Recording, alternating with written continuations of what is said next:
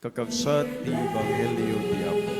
Dayaw ti may paaiken ka, O Kristo, agtugaw tayo amin. Tugnawe kakabsat ti gagayen ti papati adatayon na Apo ti may kapat a Domingo ti panagungar ket itamot ket isu iti Good Shepherd Sunday ken World Day Prayer for Vocations.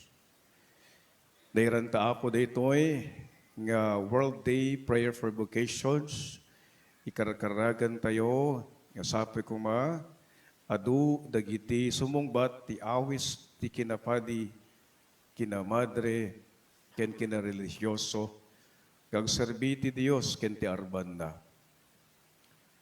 Adda apo tinaypayulog nga surat pastoral ti daytoy nga Domingo iti naimbaga pastor. Ket palubusan dakmana po mangibaso daytoy. One flock, one shepherd. A statement on the celebration of Good Shepherd Sunday. Today, we celebrate the Good Shepherd Sunday. It's also known as Vocation Sunday. In the Gospel, Jesus introduces himself as the Good Shepherd who is ready to lay down his life for his sheep. He is also mindful about those who are not yet in his fold. He seeks out for them and leads them too, so there will be only one flock, one shepherd. This Sunday, we remember and pray for all the leaders in the country, especially our political leaders. We pray that they carefully discern the signs of times and be open to the promptings of the Holy Spirit so they become agents of common good.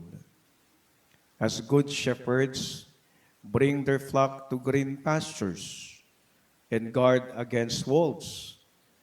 We need leaders who will conserve and protect our patrimony, such as the West Philippine Sea, for the present and future generations. Good leaders are essential and indispensable in the work of social charity to uplift the quality of life of the lost, the last, and the least. This is also to remind the laity of their vocation to evangelize the public square. Pope Francis, in his encyclical Fratelli Tutti, urges the laity to actively participate in the country's political life. This is an invitation to all of us to renew our willingness to dedicate our lives for our country and our fellow Filipinos. Through good politics, families do not go hungry. Through good politics, the poor have opportunities for work. And through good politics, the young have access to education. As one flock of Jesus, we must journey together, communally, discerning the social concerns, giving each other encouragement as we pursue with vigor the path of charity. We must be good citizens, supporting good political leaders who fulfill their office to radiate God's charity to all, most especially to be vigilant, especially to the poor. We must also fulfill our duty to be vigilant so our political leaders consistently serve the common good. May our parishes bring all people to the table of dialogue, and may our Filipino brothers and sisters follow the example of the Good Shepherd as they lead their communities filled with the love of Jesus for his flock. The Most Reverend Jose Colin Foro, DD President Caritas Philippines. The pastoral letter, so timely that we pray for a peaceful settlement and peaceful dialogue, especially we know that the growing conflict on the issue of the dispute boundary of the West Philippine Sea. And we pray for a peaceful dialogue especially that we know it's only in peaceful dialogue that we can achieve peaceful resolution, not conflict or war. Amen? And secondly, my dear brothers and sisters, our pastoral statement would always remind us again to the very role of a good shepherd. We have to understand shepherding. First, on this Good Shepherd Sunday, primarily it would always remind the spiritual leaders, bishops, priests, deacons, our religious, our nuns, our catechists, our lay leaders. But generally, this is also would speak about our political leaders. For if we have to look at the very role of a good shepherd, first, a good shepherd leads, a good shepherd guides, a good shepherd protects, and a good shepherd cares. These are the basic roles and duties in which are the things that we'd like to see from our leaders, not only from the church and also for the government. Dagiti lider, dagiti mangidaulo kada tayo nga umuna, ket talaga nga idalan na tayo. Iwanwan da tayo, sa lakniban da tayo, ken isakit da tayo, urean niya ti mapaspasamak. Di ko natay garod, the pastoral letter emphasizes the word consistency. Di ko natay apo tinaimbag nga pastor ken leader. Ket noan niya mapaspasama tungpalin na ti karina apagserbyan ti kaduan ken aramiden na ti pagsayatan iti kaaduan. Ket daytoy garo ti karkaragan tayo gapuanan ta itagdama ket masangsangwanan tayo. We are facing with difficult decision and time in which our political leaders, we need to pray for them so that they will make a good decision for the welfare of all. Secondly, kakabsat, no bigat mo't kat isu iti Earth Day. Kahit kumot nga iraman daytoy, gapuanan ta, daytoy mo't kat awag kadagiti lideres tayo iti probinsya ti Nueva Vizcaya.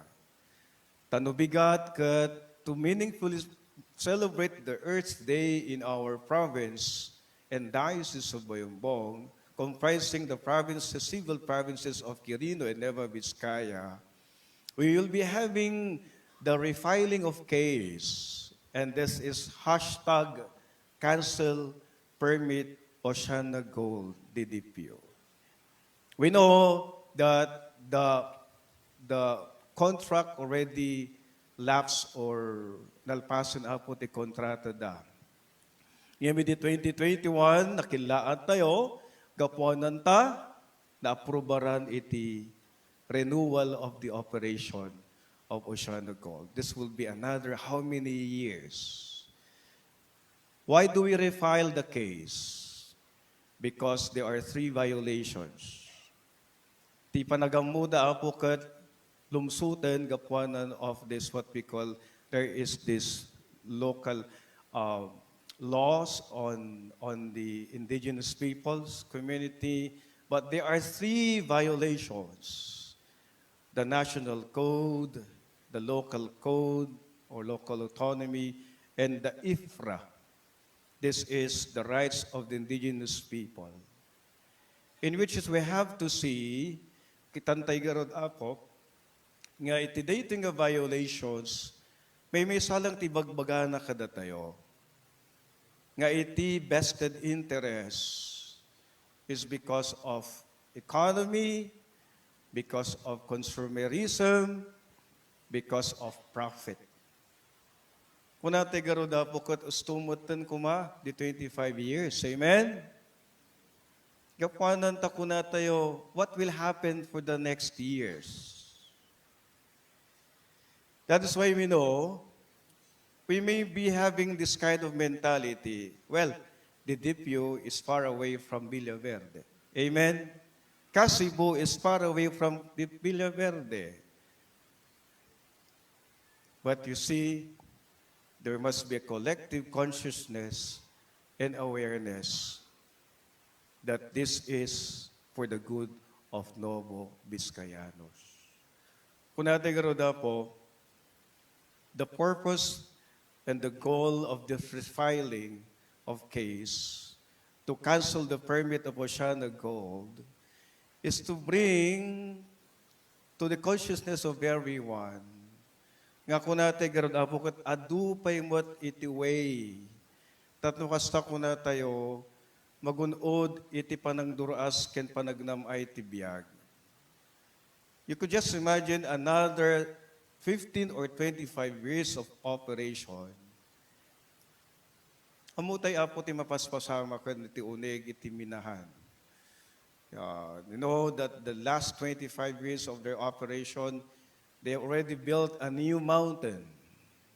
In exchange of, they have excavated the whole Ikunadagarod apo kat kasla kanupay nga super highway yun. I know that is exaggeration, but I think the big equipments, they can actually enter two equipments at the same time. Bigger equipments. So you could just imagine how they do the operation inside. We don't know.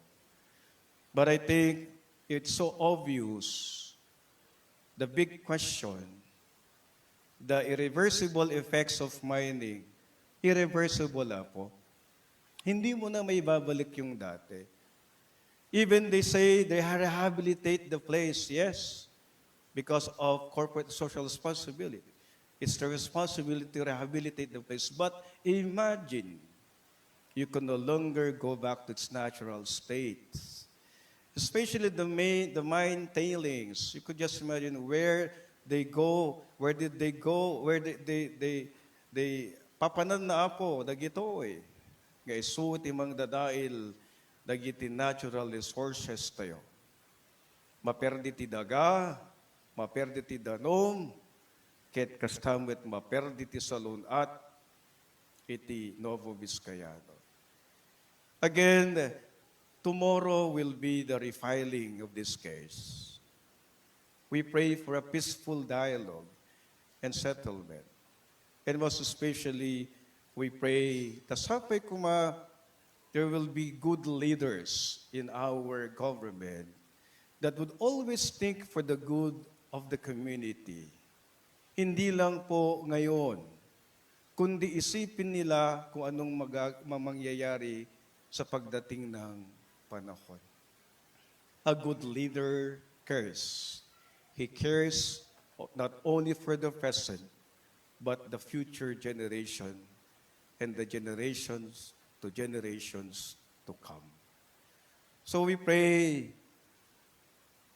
that God may always send good leaders who would always act and lead with the heart of a good shepherd. Amen.